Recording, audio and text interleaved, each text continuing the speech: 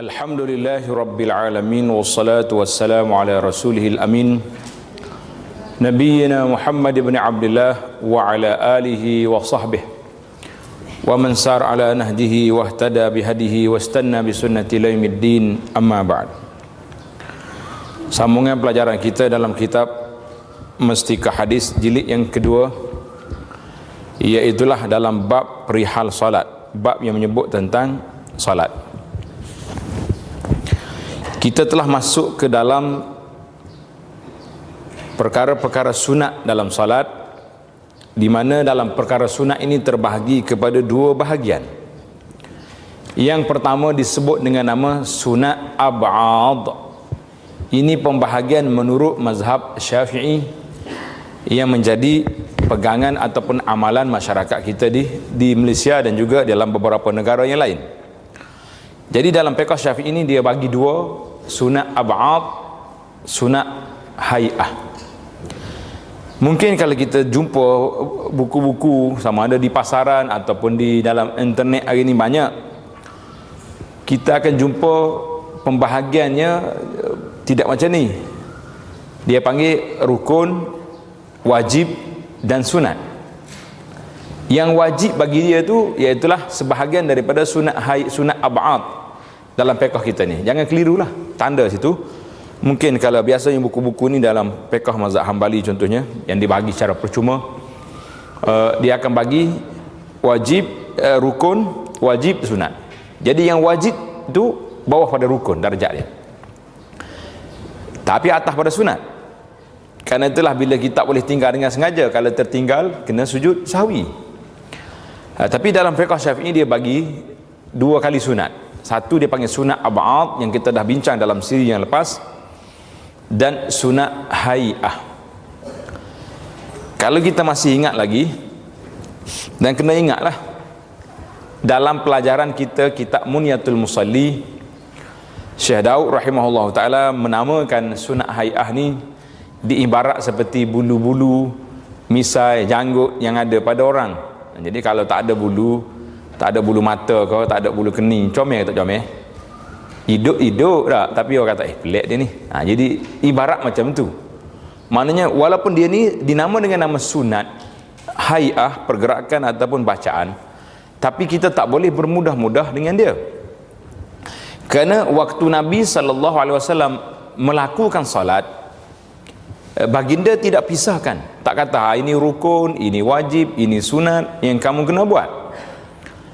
Tetapi Nabi melakukan salat secara yang sempurna, dan baginda SAW mengarahkan kepada Malik ibn al-Huwairis yang belajar salat dengan dia.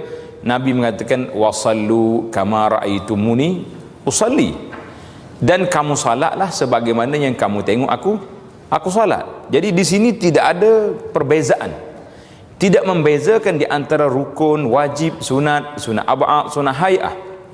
Maka menjadi tanggungjawab kepada kita para jemaah sekalian, bila nak lakukan salat, kita kena laku yang terbaik, yang sempurna sebagaimana Nabi SAW lakukan. Cuma bila kita berbincang dalam sudut fiqhnya, dalam sudut fiqhnya, maka para ulama membahagikan kategori-kategori ini supaya senang untuk kita buat hukum ke atas perkara tersebut. Artinya kalau tinggal yang ni tak batal. Kalau tinggal yang kategori ab'ad ni disunatkan sujud sahwi. Tapi kalau tinggal rukun, salatnya tak sah. Itu untuk pembahagian mudah nak memahami salat.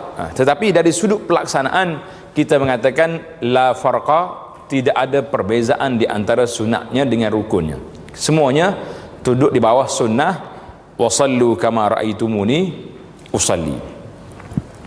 Baik, kita undur sikit ke belakang. Sunat hay'ah, bahagian yang kedua daripada sunat sembahyang, iaitulah sunat hay'ah, yakni perkara-perkara sunat yang menyempurnakan bentuk dan keadaan salat, tetapi jika tertinggal atau ditinggalkan tidak dikenakan sujud sahwi, namun ianya tetap mengurangkan pahala salat. Kerana kesempurnaan itu duduk di mana? Duduk di kita melakukan semua amalan yang diajar oleh Nabi SAW. Sunat sembahyang, sunat hay'ah ini banyak bilangannya, Di antaranya ialah yang pertama, mengangkat kedua tangan ketika melafazkan takbiratul ihram. Yang kedua, meletakkan tangan kanan di atas tangan kiri. Ini kita dah belajar kan, tangan kanan letak atas tangan kiri. Kemudian yang ketiga, memandang ke tempat sujud. Dia tak sebut di sini, iaitulah kita letak dada. Tangan kanan atas tangan kiri letak di dada. Yang ketiga, memandang ke tempat sujud. Yang keempat, membaca doa iftitah, iaitulah doa permulaan salat. Yang kelima, membaca a'udzubillahi minasyaitanir rajim sebelum daripada kita baca Al-Fatihah. Kemudian bila selesai daripada Al-Fatihah, waladdallin, kita terus baca amin. Kemudian yang ke tujuh, membaca surah selepas membaca Al-Fatihah. Jadi kita bacalah surah-surah yang kita ingat, yang kita hafal, boleh kita baca.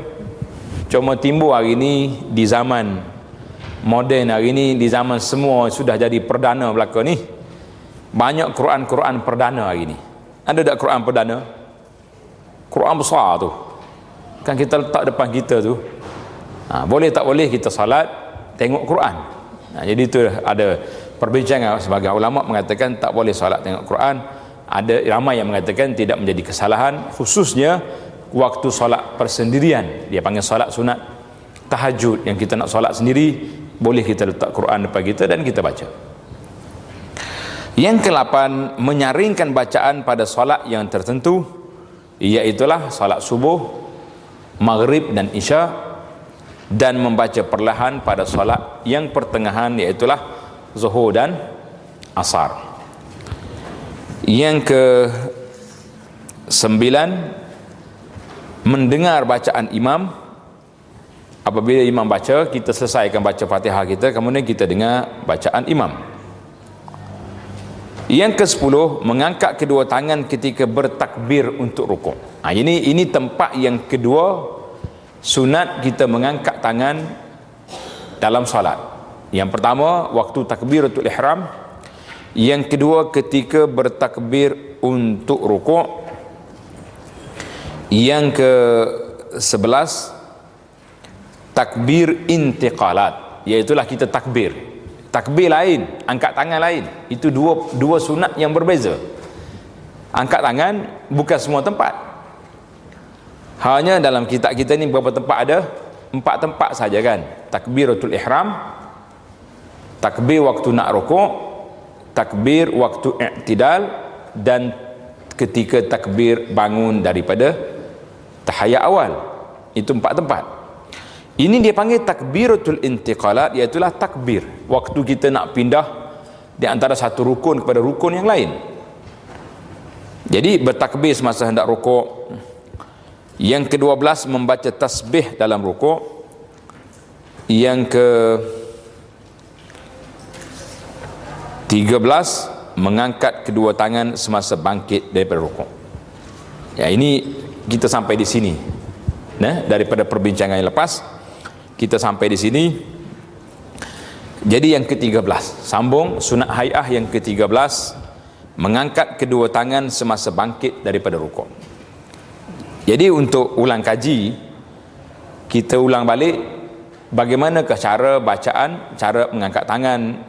Jadi kita dah angkat tangan, angkat sampai ke bahu, bawah telinga, ataupun yang paling tinggi sampai ke telinga yang atas dengan tangan yang terbuka macam ni. Jadi Allahu Akbar, ataupun angkat tangan naik dulu Allahu Akbar, ataupun serentak Allahu Akbar. Jadi itu yang kita dah bincang. Jadi sunat hai'ah yang ke-13 ini, mengangkat kedua tangan semasa bangkit daripada rukuk, berdasarkan kepada hadis Abdullah bin Umar, hadis yang ke-110 dalam kitab kita ini. Anna Nabiya sallallahu alaihi wasallam kana yarfa'u yadayhi hazwa mankibai idza rafa'a ra'sahu minar ruku'. Artinya Nabi sallallahu alaihi wasallam mengangkat kedua tangannya separas kedua bahunya. Jadi tangan kita angkat ke bahu. Ini. Apabila dia bangkit daripada rukuk, hadis ini dalam Bukhari dan Muslim. Maknanya bagi kita orang awam ni sebut Bukhari Muslim juga, tak sudut tanya khabarlah, kita hadis yang sahih insya-Allah. Cuma Imam Bukhari kalau dia riwayat daripada lain pada kitab sahih, itu perlu pada penjelasan. Contohnya kata Imam Bukhari dalam hadis dalam kitabnya Al-Adabul Mufrad, karena dalam Adabul Mufrad Imam Bukhari tidak iltizam dengan syarat yang dia buat dalam kitab sahih dia. Ataupun Imam Bukhari dalam kitabnya At-Tarikh, itu lain.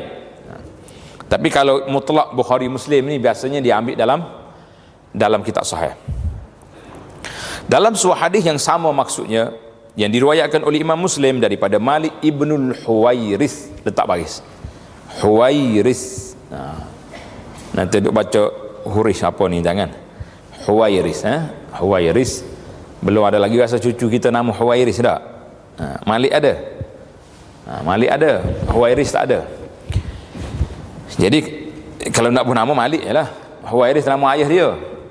Kita ni kadang-kadang kita ambil semua nama orang tak? Ambil semua nama orang. Bahawa baginda sallallahu alaihi wasallam mengangkat kedua tangannya separas hujung kedua telinga. Tengok. Jadi ada minima dia sampai ke bahu, maksima yang paling tinggi sampai ke hujung telinga. Itu dia sempadan dia. Dah lebih pada tu jadi angkat takbir apa tu? Tak ingat dah. Itu orang takut selendar dia panggil, angkat sampai atas ni. Tak jadilah. Kita buat setakat yang tu je. Hadis-hadis ini menjadi dalil bahawa mengangkat kedua tangan ketika bangkit daripada rukuk semasa menyebut sami Allahu liman hamidah adalah dituntut sunat oleh syarak. Jadi ini termasuk dalam amalan sunnah. Menurut huraian ulama rahimahumullahu taala, hukumnya adalah sunat. Jadi kita kata sunat bermakna tidak wajib. Tapi kalau kita kata sunnah, itu amalan Nabi. Jadi perbezaan. Kalau kata sunnah, makna ini amalan Rasulullah sallallahu alaihi wasallam. Kalau kata sunat, itu tidak wajib dalam istilah ahli-ahli fiqh. Atau dipanggil mustahab, sunnah, nafilah, itu semua menunjukkan tidak wajib. Yang ke-14, sunat hai'ah yang ke-14, membaca sami Allahu liman hamidah ketika bangkit daripada rukuk. An Abi Hurairah radhiyallahu anhu qala kana Rasulullah sallallahu alaihi wasallam yaqul sami Allahu liman hamidah hina yarfa'u sulbahu minar ruku' thumma yaqulu wa huwa qa'im rabbana lakal hamdu rabbana lakal hamdu.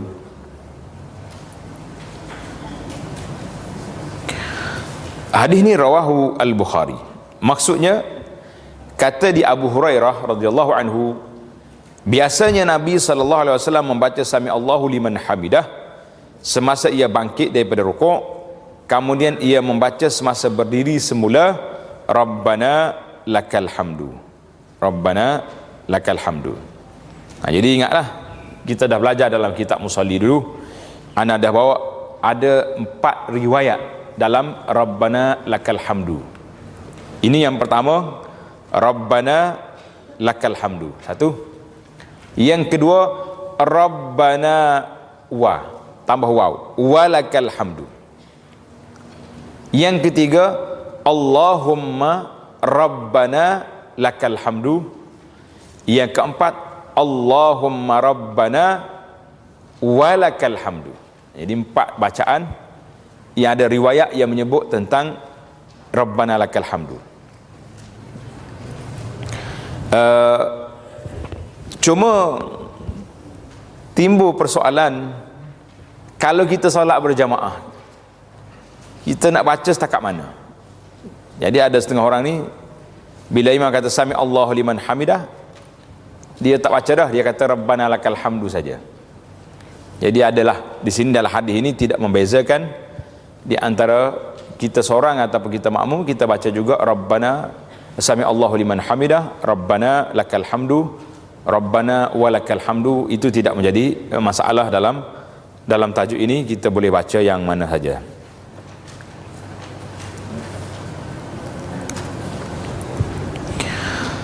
Ada bacaan yang lebih panjang lagi. Kalau nak sempurna lagi, ini biasaan kita panjang. Kalau imam tu lama dia berdiri, kita tambah lagi bacaan ini seperti yang diterangkan dalam hadis yang berikut. Ini hadis ni, tambahan ini pun sahih. Jadi tengok, an Abdullah bin Abi Aufa radhiyallahu anhu qala kana Rasulullah sallallahu alaihi wasallam idza rafa'a zahrahu min ar-ruku' qala. Tengok terjemahan daripada Abdullah bin Abi Aufa, katanya, biasanya Rasulullah sallallahu alaihi wasallam apabila bangkit daripada rukuk, Nabi kita akan baca doa ni. Ikut semua, tengok yang ada baris tu senang. Sami Allahu liman hamidah, Rabbana lakal hamdu, mil'as samawati wa mil'al ardi wa mil'a ma syi'ta min syai'in ba'du. Siapa dia ingat ni, hebatlah ni. Kata lagi, Sami Allahu liman hamidah, Rabbana lakal hamdu, mil'as samawati wa mil'al ardi wa mil'a ma syi'ta min syai'in ba'du.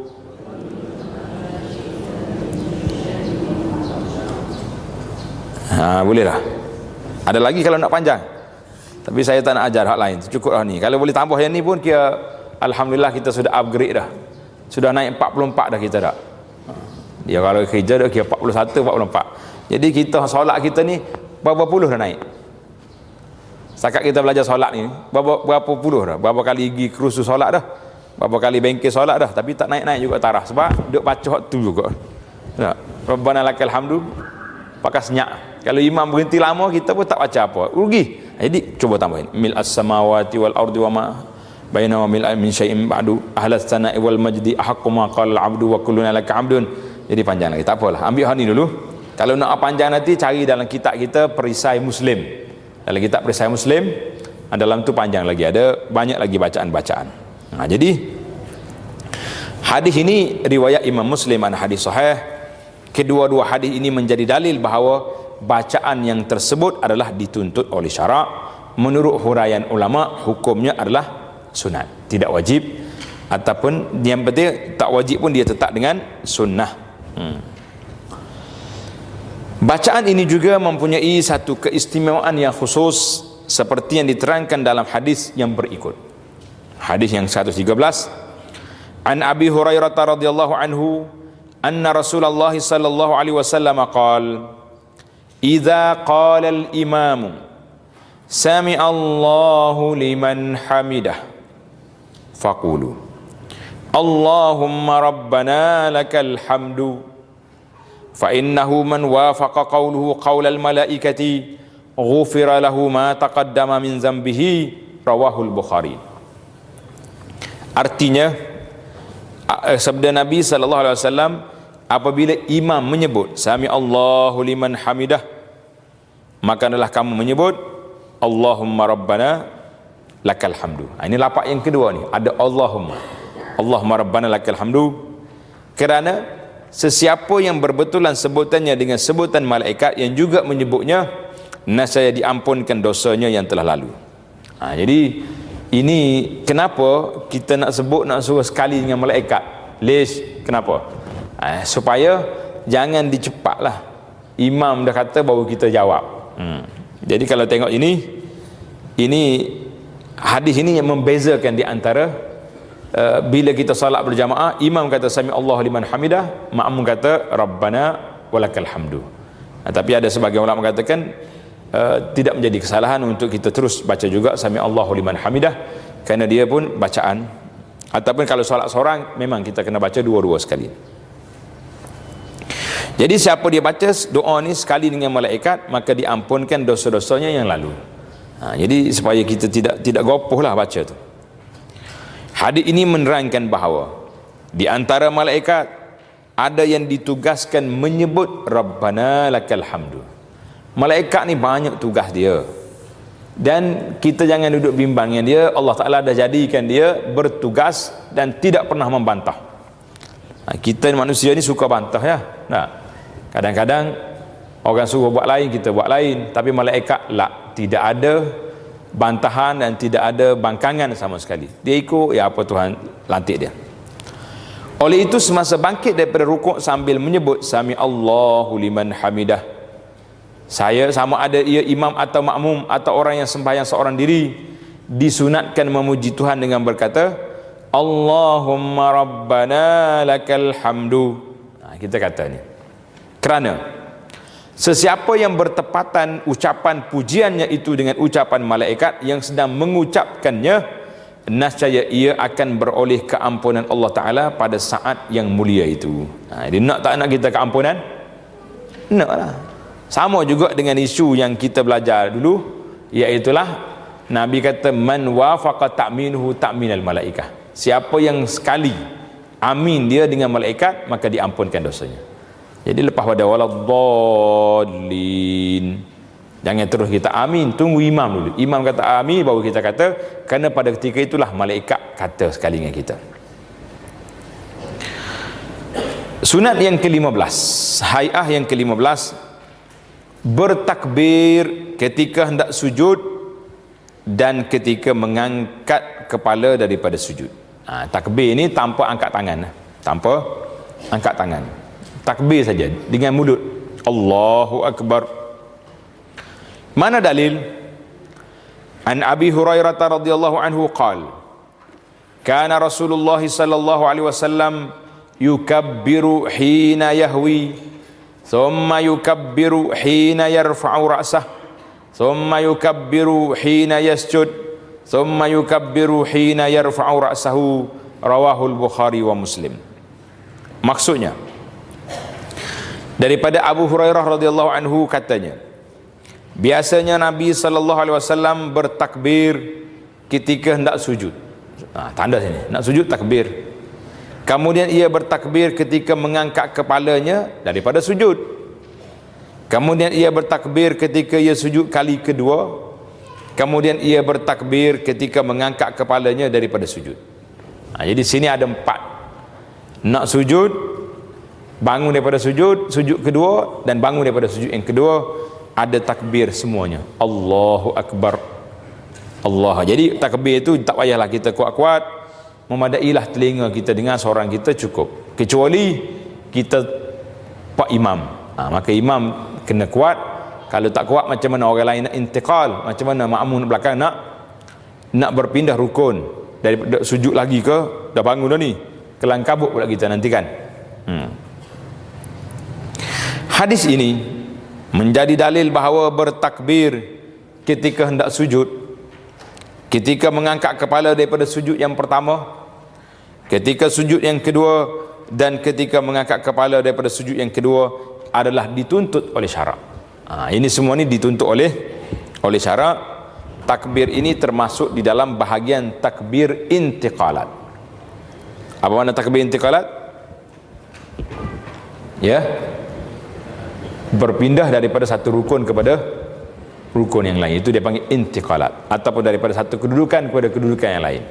Jadi fasil, sempadan dianya, border dia dekat mana? Setakat takbir Allahu Akbar, itu dia panggil tanda kita berpindah. Menurut huraian ulama rahimahumullah, hukumnya adalah sunat. Sunat hai'ah yang ke-16, membaca tasbih dalam rukuk, dalam sujud, membaca tasbih dalam sujud. Berdasarkan hadis-hadis yang lalu mengenai bacaan semasa rukuk, disunatkan membaca tasbih dalam sujud 3 kali seperti berikut. Kita dah baca dah kan, iaitulah Subhana rabbiyal a'la, subhana rabbiyal a'la, subhana rabbiyal a'la 3 kali. Baca 3 kali tu.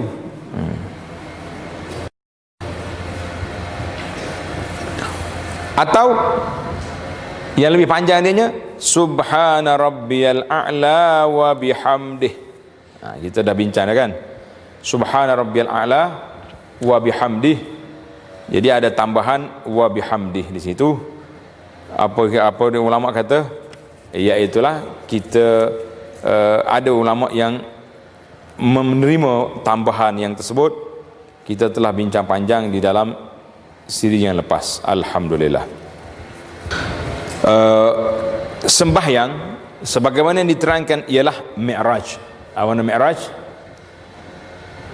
roh kita tu naik, perhubungan di antara kita dengan Allah yang mendekatkan seorang mukmin dengan Tuhannya untuk bermunajat, menghadap dan merayu dengan sepenuh-penuh ikhlas. Khudu', apa makna khudu'? Merendah diri lah khudu'. Dan khusyuk, khusyuk makna tenang.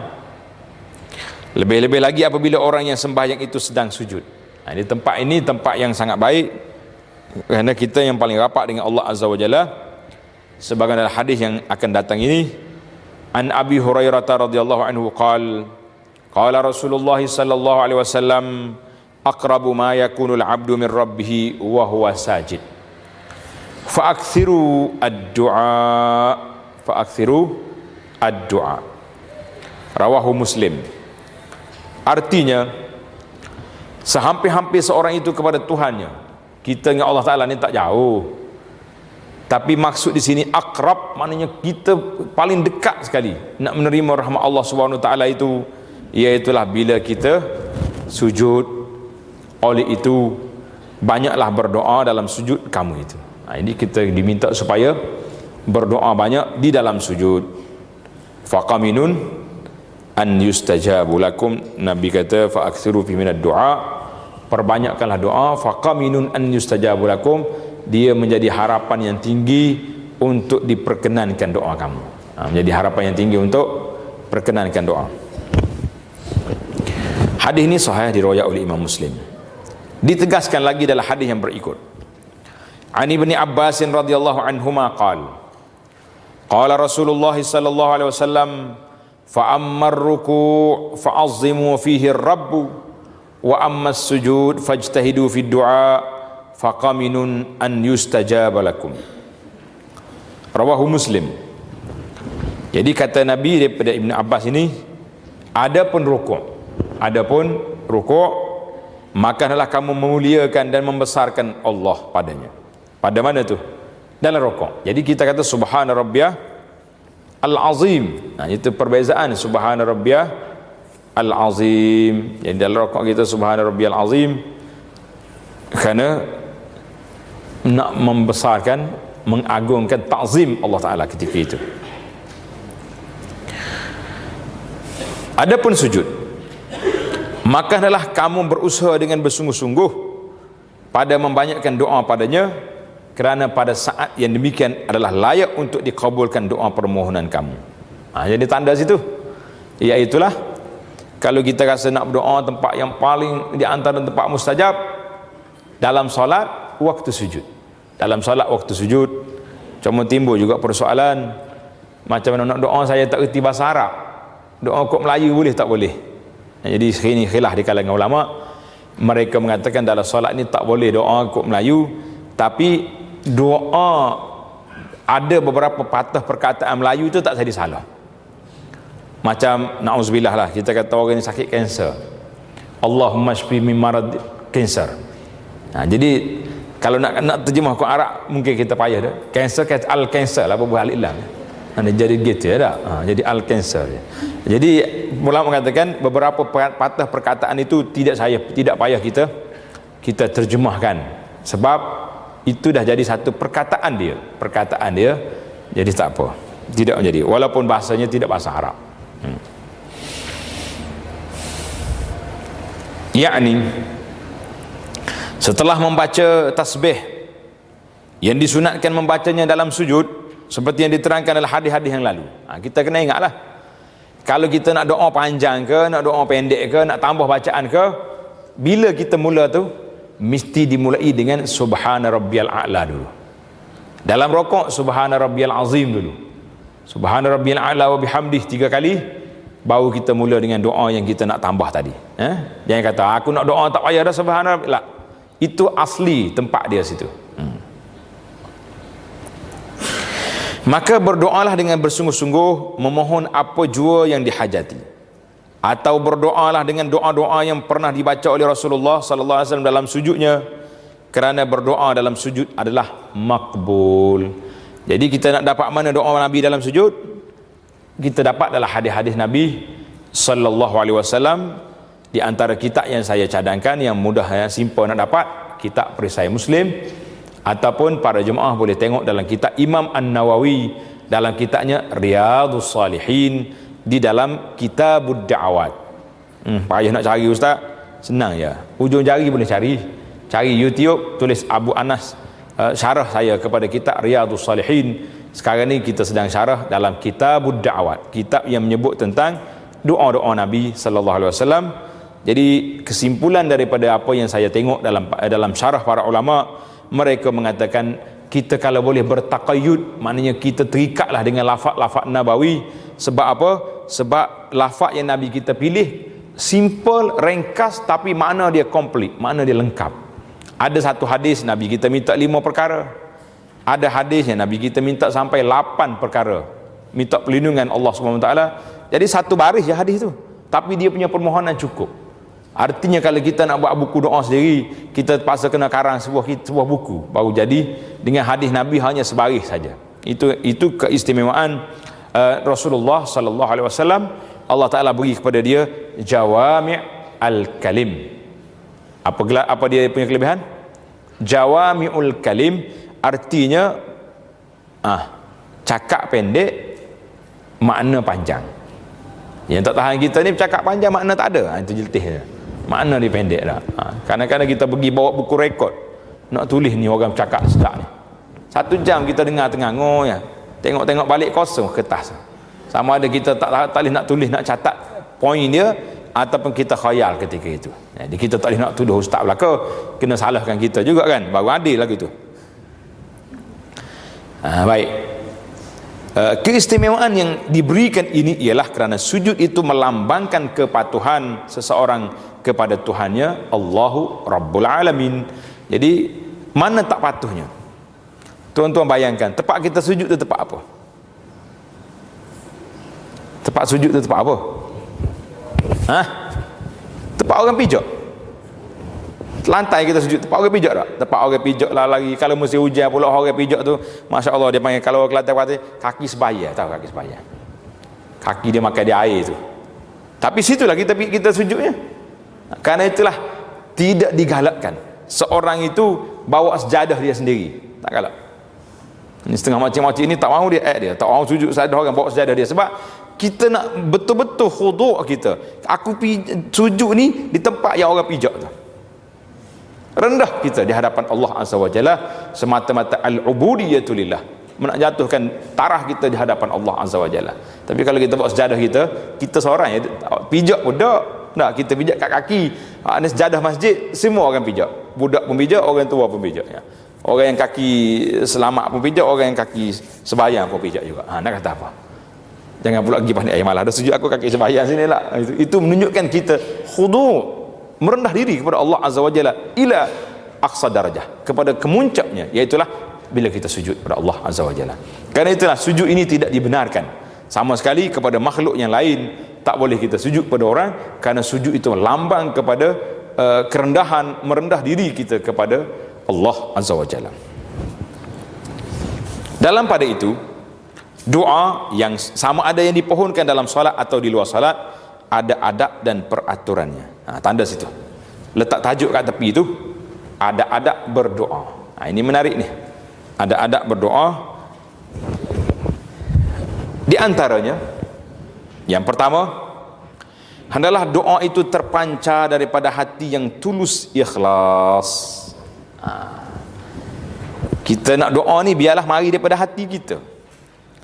Sebab itulah doa orang yang berhajat lebih tinggi darjat dia daripada orang yang kita panggil suruh berdoa.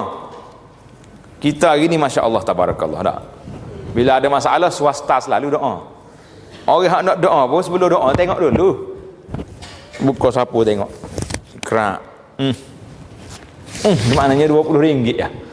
Lalu doa juga tapi atas dasar 20 lah. Lain dia punya standard dah. Buka-buka 200. Ini tu doa VIP ni. Panjang selalu. Macam mana kita nak mengharapkan doa mustajab? Orang yang duduk muttar, orang yang betul-betul berhajat, itulah patut orang yang berdoa, yang menangis depan Tuhan. Ni kadang-kadang saya rasa pelik jugalah bila kita pergi rumah orang contohnya. Ustaz, kita nak ada hajat gini-gini, minta ustaz doa. Bila ustaz tu berdoa, dia tak doa pun. Duk buat kat tangga, duk main SMS. Yang paling dahsyat lagi kurang ajar je, duk isap okok kat tangga. Saya panggil kurang ajar hak ni, tak reti bahasa dia panggil. Suruh orang berdoa ke dia isap okok. Dahsyat ni. Saya kata boleh Tok Lebar tu isap okok ni. Kalau saya lagi balik dah. Mu ni main-main dengan aku katanya. Kau marah sikit dah tu. Bukan kurang ajar lah, kurang adab. Kurang adab. Kita tukar-tukar pula ayat sikit dah. Mana ada orang macam. Jadi kalau kita nak ni, doa yang terpancar daripada hati yang ikhlas, artinya kita sendiri berdoa kerana tu. Sebab itulah di antara doa yang tinggi darjat dia panggil doa bi zahril ghaib, doa di sebalik tabir. Apa doa sebalik tabir? Contohnya sahabat kita sakit, kita sayang tak sayang ke dia? Sayang. Kita bangun munajat waktu malam, ya Rabbi sahabat aku sakit, duduk dalam hospital, tengah ICU, selamatkanlah dia, berilah sembuhlah penyakit dia, tenangkanlah dia. Kita doa. Ni hari ni kalau doa sikit dua patah ya doa tak? Tak ada sudah doa lagi, sama masuk dah SMS. Aku baru selesai doa untuk kau depan Kaabah. Selalulah. Kalau one by one boleh tahan juga. Tulis kat Facebook pula tu gambar doa kat Kaabah. Ini doa khas untuk sahabat saya di hospital, sakit jantung. Lagu mana lah lagu ni? Ini rusak habis dah dunia hari ni. Dunia nak memuji segala benda yang kita buat, nak suruh orang puji, orang tahu. Ada benda yang kita boleh iklankan, tapi bukan semua benda patut diberitahu. Jadi doa zahril ghaib, doa di sebalik tabir, bila kita ikhlas, sebab itu yang ikhlasnya. Kita tak minta bayaran, kita tak minta upah, kita tak minta dia puji, tapi memang kita ikhlas minta Allah Ta'ala bantu saudara kita. Minta Allah Ta'ala bantu saudara kita. Nah, yang kedua, dipohonkan dengan bersungguh-sungguh dan merayu dengan penuh kesedaran tentang kelemahan diri sendiri dan tentang berhajatnya kita kepada pertolongan Allah yang Maha Kuasa yang menjadi tumpuan permohonan sekalian makhluk. Yang kedua, doa sungguh. Nabi dalam hadis Nabi kata wal ya'zimil mas'alah. Ya'zim maknanya fokuskan, nak betul-betul. Jangan main-main dengan Tuhan. Jangan kata ya Rabbi, aku ni nak gini. Kalau engkau nak beri pun tak apa, tak bagi pun tak apa. Lah, Nabi larang. Nabi kata wal ya'zim. Minta je. Jangan kata nak bagi alhamdulillah, tak bagi no problem. Itu dengan kita minta dengan Tok Penghulu kampung boleh macam tu. Minta dengan Tok Penghulu kampung boleh kita buat langsung. Dengan Tuhan lah, minta aku nak. Tuhan nak bagi bila, jangan tanya. Ni tak tanya, dia telefon pula dengan saya, Ustaz saya 3 tahun dah belajar doa Ustaz tu, tak dapat juga. Aduh, kata mu ni, aku kalau tahu limit tarikh senang pula saya bagi dakwah. Ni doa lepas 3 tahun confirm dapat. Dia telefon, dia kata 3 tahun dah dia doa, tak dapat juga hak Ustaz ajar tu. Dah kata kawan saya pun tak dapat juga. Nak kata apa dah. Macam-macam cerita. Jadi naknya kita doa betul-betul minta. Jangan apa ni? Jangan main-main dengan Tuhan. Dengan orang tak apalah, kita tahu awak nak bagi. Orang pun kalau orang mari minta benda dengan kita. Kak, saya nak gini. Kalau kakak nak bagi, terima kasih lah. Kalau tak nak bagi pun tak apa. Agak-agak apa jawab? Engkau balik je lah. Kira confirm tak ada lah. Nampak sombong punya cara minta. Dengan manusia pun kita marah. Allah SWT dia tak mahu macam ni. Nak ya'zim, mesti fokus, mesti minta, tuntut. Jangan dia panggil tuntut. Jadi kita minta dalam keadaan kita mengadu, ya Allah, aku ni banyak dosa, aku ni sekian. Tidak ada Tuhan, tidak ada tempat aku nak mengadu, tidak ada tempat aku nak minta keampunan, tidak ada tempat minta perlindungan kecuali denganmu. Ampunlah. Jadi itu dia panggil minta dengan tunjukkan hajat kita. Kalau kita berhajat apa-apa saja pun, ya Allah orang ni sakit, anak siapa sakit, tidak ada tempat aku nak mengadu, doktor habis hospital dah pergi, kerajaan pergi, swasta pergi, kita pergi semua tempat, maka tidak ada harapan kami kecuali antas syafi, engkaulah penyembuh. Ini saja. Close segala pintu, tak ada orang lain, pintu Allah Ta'ala terbuka. Kata orang jangan tutup pintu, kerana babus sama maftuh, pintu rahmat Allah Ta'ala luas. Ana ada cerita dulu satu kes, dia panggil hospice. Dengar dah cerita tu kan? Hospice ni persatuan orang-orang yang kena kanser yang tidak ada harapan sembuh. Dia punya hospice ni tajuk dianya persatuan orang tak ada harapan sembuh. Saya kata ini bukan orang Islam punya idea. Memanglah orang barat yang buat, tapi kita sebagai orang Islam tak boleh kata hospice. Kena kata hospice juga, tapi dalam kurungan penyakit persatuan orang yang menghadapi sakit yang sukar sembuh. Sukar tak apa, tak ada harapan lah. Kenapa tidak ada harapan? Kita tak ada Tuhan, kita ada Allah. Yang beri penyakit siapa? Allah. Yang mengangkat penyakit, kuasa di tangan tu. Kenapa kita lupa dengan Allah Azza wa Jalla? Jadi siapa yang kerja di hospital, tolong modify kita punya persatuan ni, nama dia persatuan orang yang sukar sembuh. Tak apa sukar, tapi tak ada harapan, makna kita close pintu Tuhan lah. Tidak ada hak untuk kita menutup pintu. Kalau baca dalam buku yang saya tengok motivasi iman dalam travelog Dr. Al-Jubair tu, dalam syarah saya sebut beberapa orang bila di reject oleh doktor, tak ada ubat dah dia ni. Memang dia punya tahap kanser ke apa dia, yang tahap 4, 5 orang panggil tu. Kira kalau kira nak mati, memang mati dah. Tahap berapa paling tinggi?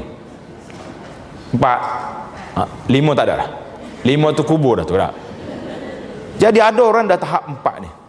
Doktor kata kamu ni, bagi saya lah, ilmu doktor tak ada harapan. Dia tak apa doktor, saya minta izin, minta cuti daripada hospital, nak pergi ke Mekah.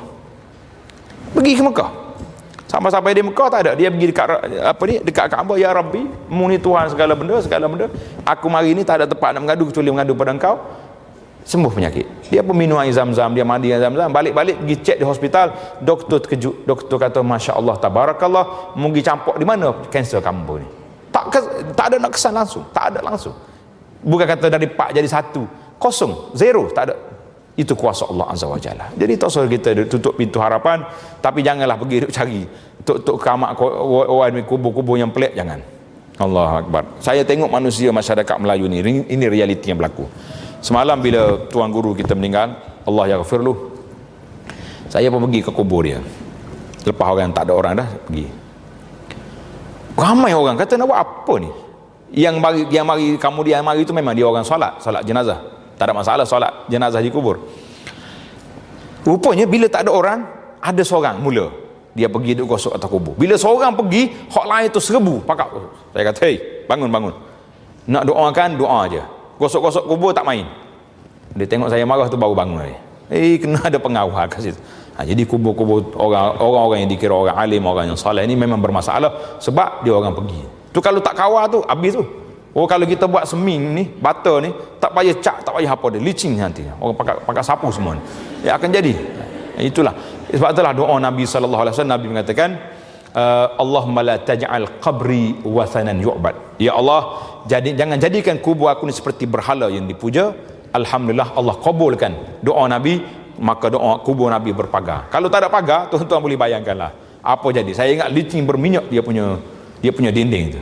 Itu kawalan tu pun gosok lagi. Dah sambil lepas dia punya pengawal dia leka sikit, serak naik lagi.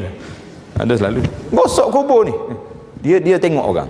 Seorang yang pergi, ramai selalu ramai. Kata masya-Allah tabarakallah. Jadi saya ada situ sempatlah engkar mungkar sepatah dua, lepas tu dah kita tak ada, dia kata, jalan tu mari pula boleh jadi. Dengar. Yang ketiga, jangan berputus asa. Bahkan hendaklah diulang-ulangkan permohonan itu pada bila-bila masa, lebih-lebih lagi pada saat yang berkat. Jangan duk putus asa lah, kata 2 tahun dah minta macam Tuhan tak dengar je lah. Jangan duk gurau dengan Tuhan. Kita dah sebut dah kan, doa ni 3 cara Tuhan mustajab. Yang penting, ud'uni astajib lakum. Tuhan kata, mu berdoa lah, aku perkenankan doa. Mana cara Tuhan nak perkenankan doa? 3 cara. Cara yang pertama, dia berinya apa yang kita minta. Kita minta dapat, alhamdulillah. Cara yang kedua, ditukarnya. Tak dapat yang kita minta, tapi diketepikan, dikanselkan dengan benda-benda lain yang kita tak nak. Itu pun alhamdulillah satu keuntungan. Cara yang ketiga, memandangkan doa itu ibadat, maka tak dapat atas dunia, kita akan dapat pahala di akhirat. Ramai di kalangan ulama salafus salih mengatakan kami tak duka cita tentang kabul tak kabul doa kami. Yang kami duka citanya apabila mulut tak mampu nak berdoa. Duka cita tidak kita? Cuba muhasabah daripada semalam sampai hari ni, berapa kali kita berdoa? Oh, semalam nasib baik saya pergi masjid, ada ke imam doa, kalau tidak tak langsung. Nah, itu pun imam kat depan begini doa, kita belakang sebelah-sebelah. Apa sebelah-belah? Sebelah tangan kat doa, sebelah tangan duk baca mesej. Ini doa zaman moden nama dia lagu tu. Macam-macam penyakit dunia hari ni nak kiamat. Tengok nota kaki nombor 119. Di antara saat yang naskah Jawi ni 206, muka surat 206. Di antara saat-saat yang berkat ialah masa sembahyang, terutama ketika sujud. Satu. Dan di luar salat pula ialah pertama sesudah mengerjakan salat. Lepas kita salat kita baca doa. Kedua, sesudah membaca Al-Quran. Lebih-lebih lagi sesudah khatam Al-Quran. Yang ketiga, pada malam Lailatul Qadar. Yang keempat, pada malam Jumaat dan siangnya. Yang kelima, pada hari Arafah. Yang keenam, sepanjang-panjang bulan Ramadan. Ada yang mengatakan hina yuftir, ketika hampir nak buka puasa itu. Itu satu lagi. Yang ketujuh, semasa meminum air Zam-Zam, dan banyak lagi lah. Demikian juga semasa berada di tempat-tempat yang mulia, di Makkah Al-Mukarramah, di Madinah Munawwarah, di masjid, itu tempat-tempat yang mulia.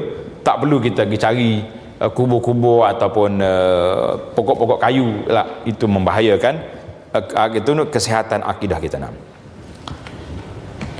Contoh boleh tengoklah dalam rakaman yang lepas saya sudah sebut ada adab berdoa. Panjang kita huraikan adab ini. Yang ni kita ini selingan saja ni, ringkasannya. Jangan berputus asa. Berapa kali jangan tanya Tuhan. 10 kali dah minta. Jangan duk kira lah. Yang keempat, apa yang dipohon janganlah termasuk perkara yang dilarang. Perkara yang dilarang jangan. Saya tak tahu, saya ingat ini termasuk dalam perkara yang dilarang. Ada orang tu pergi baru ni, dia kata, Ustaz, saya mari ni ada hajat besar. Dia kata, hajat apa? Dia kata nak suruh Ustaz doa juga. Kata, apa benda doa? Adalah ni suami dia ni baru kahwin. Habis nak suruh apa? Nak suruh pisahkan suami tu dengan isteri baru tu. Saya kata, saya tak reti. Kalau nak suruh kahwin seorang lagi, saya reti doa. Kata, nak suruh pisah saya tak reti. Tak boleh kata ni. Ni masalah. Jadi nak suruh kahwin seorang lagi, kata insya-Allah boleh. Tapi kalau nak suruh pisah orang, saya tak reti. Kata pergi cari ustaz lain lah. Dia kata ustaz tak reti. Kata tak. Nak suruh pisah selalu. Jadi mana boleh? Tidak. Kalau suruh berlaku adil, berlaku apa ni, itu cantik. Tapi nak suruh pisah, saya kena tahu dulu kenapa, apa sebabnya, apa. Jadi panjang cerita pula, tak usah. Ataupun macam kita ni, bila orang curi barang orang tak, dululah ustaz-ustaz kita duk gurau, kita akan solat hajat biar pecah perut. Mana ada hukum hudud pecah perut? Orang mencuri potong tangan ada, tapi pecah perut ada? Tak ada. Jangan ada doa pecah perut, doa hidayah biar dia hantar balik barang orang, jangan mencuri lagi biar dia taubat. Itu tak apa. Jangan. Dan masuk benda-benda yang dilarang, ataupun kita minta benda-benda yang Allah larang. Ya Allah, luluslah permohonan aku minta dengan bank riba tu. Riba saja yang kita nak pinjam tu 200,000 riba dia.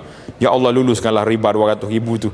Ini semua ni dosa. Tak boleh. Nabi kita larang doa al-ithm, benda-benda yang berdosa, ataupun qati'atur rahim, nak memutuskan silaturahim, itu dilarang.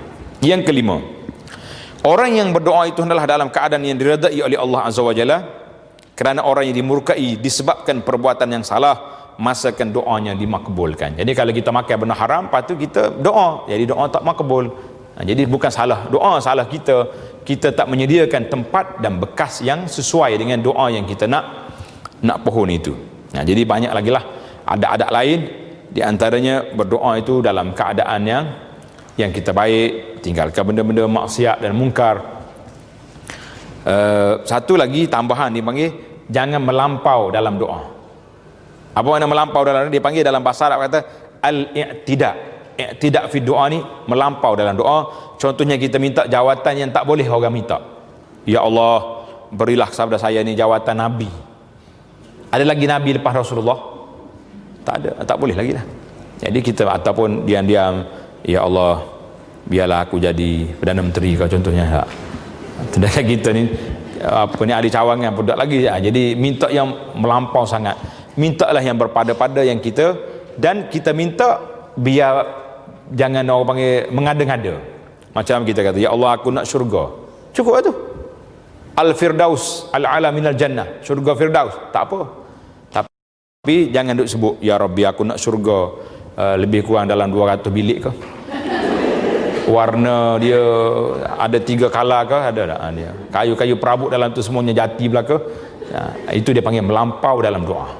Jangan kita minta ya Allah aku nak sekian-sekian. Sama juga orang muda-muda ni kalau nak kahwin, ya Allah berikanlah kepada saya isteri yang cantik, comel, tinggi, kurus contohnya. Habis benda dia sebut belaka, tak payah. Minta ya Allah berilah kepada saya isteri yang salihah, yang cantik, baik orangnya, perwatakannya baik, cukup. Pandailah Tuhan beri. Jadi tak payah detailkan dia punya menu tu. Detailnya itu bukan kita pergi restoran ni. Minta dengan Allah Subhanahu Wa Taala yang itu dipanggil i'tida dalam doa. Melampau dalam doa tak boleh. Elok juga dijelaskan hakikat sujud bukan setakat sujud anggota yang zahir, tetapi juga sujud hati kepada Allah Azza wa Jalla. Ini yang kita kehilangan sekarang ni. Dia panggil lossnya kita hari ni, sujud hati. Hilang tak hilang? Hilang. Tengah duk sujud tu, melayang lagi dah pergi. Tak tahu mana. Kadang-kadang orang bangun lama dah, dia tak bangun-bangun lagi. Kawan dia sebelah kata mati kau dia ni. Tanya-tanya khabar, tengah koyak tak dia ingat. Waktu kamu bangkit sujud tu, saya duduk pasar pagi tiga tu. Kata apa? Tengah duduk tawar ikan. Apabila hati orang yang mengerjakan solat itu khusyuk pada Allah Azza wa Jalla, khusyuklah pula segala anggotanya bersama. Sebagaimana asar daripada sahabat mengatakan, lau khasha'a qalbu hadza la khasha'at jawarihu. Kalau hati orang ni khusyuk, anggota dia khusyuk. Maknanya bila hati tak khusyuk, tangan tu duduk bergerak. Kejap tengok jam, kejap duk garu sini, kejap duk betul baju, betul kain. Itu dia panggil tanda orang tak khusyuk. Dan apabila hati sujud pada Allah Azza wa Jalla, sujudlah pula anggota dengan penyerahan yang sebulat-bulatnya kepada Allah Azza wa Jalla di dalam segala keadaan dan urusannya, dan dengan yang demikian menjadikan orang itu muslim yang sebenar-benarnya. Muslim yang sebenarnya.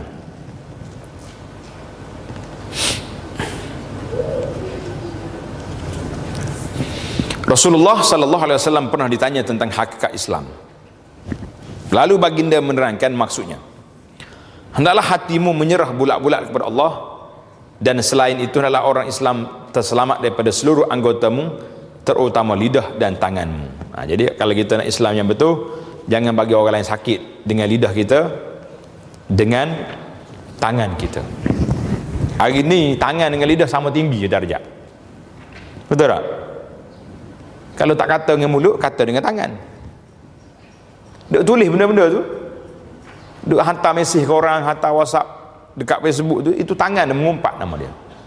Tengok dalam kuliah saya minggu lepas dalam siri bimbingan mukmin, tajuk dia mengumpat, kategori mengumpat. Dia ada mengumpat dengan mulut, mengumpat dengan anggota.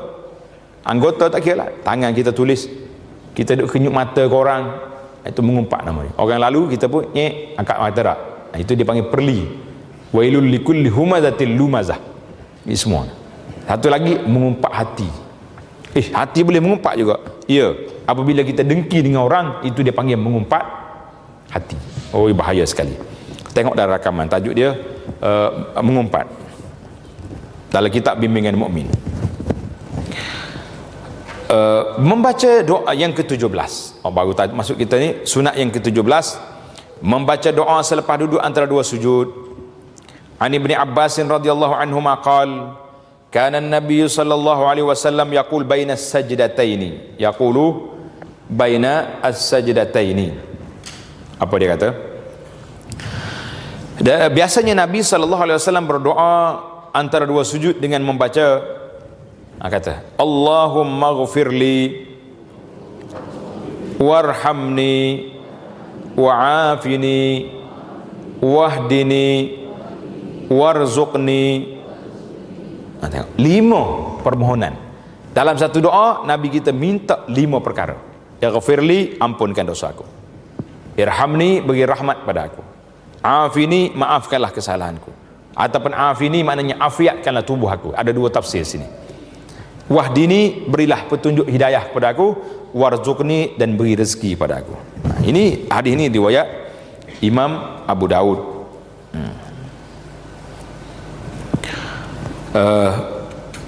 Dalam riwayat Tirmizi disebutkan wajburni. Wajburni sebagai ganti kalimah wa'afini. Jadi ada dua riwayat situ. Dalam kitab-kitab fiqh, doa ini disebut seperti berikut. Dalam kitab fiqh dia campur riwayat. Rabbi ghafirli warhamni wajburni warzuqni wahdini wa'afini wa'afani. Jadi 7 semua. Tengok terjemahan dia, ighfirli, ampunlah dosaku.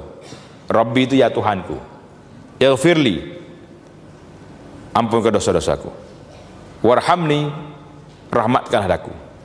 Wajburni, sempurnakanlah kekuranganku. Kekurangan. Warzuqni, limpahkanlah rezeki kepadaku, meliputi ilmu dan taufik. Wahdini, tunjuklah daku jalan yang benar. Wa'afini, selamatkan aku di dunia dan di akhirat. Wa'fu'anni, dan maafkanlah salah silapku. Ada berapa permohonan sini? Ini dia panggil hadis permohonan. Ada hadis lain pula dia panggil menolak, minta perlindungan. Ada lagi. Tengoklah, saya dah hurai panjang cerita bacaan-bacaan ni di dalam kitab kita, kitab doa daripada kitab Riyadhus Salihin. Daripada kitab Riyadhus Salihin yang kita belajar di masjid pondok kita tu, alhamdulillah. Berdasarkan hadis yang lalu dan juga hadis-hadis yang lain, membaca doa yang tersebut semasa duduk antara dua sujud adalah dituntut oleh syarak dan hukumnya sunat. Doa ini juga digalakkan membacanya bukan saja dalam salat, bahkan di luar salat. Mana-mana saja tempat kita baca. Kita nak ke keampunan, nak ke tidak rahmat, baca. Duduk diam kita baca Rabbighfirli warhamni wa'fu anni. Jadi tidak menjadi, bukan kata terikat dengan salat saja kita baca. Ini diterangkan dalam hadis yang berikut, an Abi Malik Al-Asja'i an abihi qal kana ar-rajulu iza aslama 'allamahu an-nabiy sallallahu alaihi wasallam as-salah thumma amarahu an yad'uwa bihadhil kalimat. Artinya Abu Malik Al-Asja'i cerita daripada ayah dia, biasanya Nabi sallallahu alaihi wasallam apabila seorang memeluk Islam, bila ada orang masuk Islam, orang Arab ni mudah, maka Nabi SAW mengajarnya mengerjakan salat. Salat dulu ajar. Pak kita ni tak, sudah masuk Islam, pergi klinik dulu. Kemudian baginda menyuruhnya, bukan semua tempat lah tu dah. Pada tu orang setengah-setengah orang tu ada pendakwah kita dia pergi tempat orang asli. Dia kata lepas masuk Islam ni apa benda? Pergi klinik, lari orang tak masuk Islam. Ajar dia solat dulu, lepas tu kita gaya dia, pujuk dia sikit-sikit lah. Mengajarnya salat, kemudian baginda menyuruhnya berdoa dengan doa yang berikut, Allahumma ghfirli warhamni wahdini wa'afini warzuqni. Yang hadis ini sahih diriwayat oleh Imam Muslim yang Nabi kita ajar.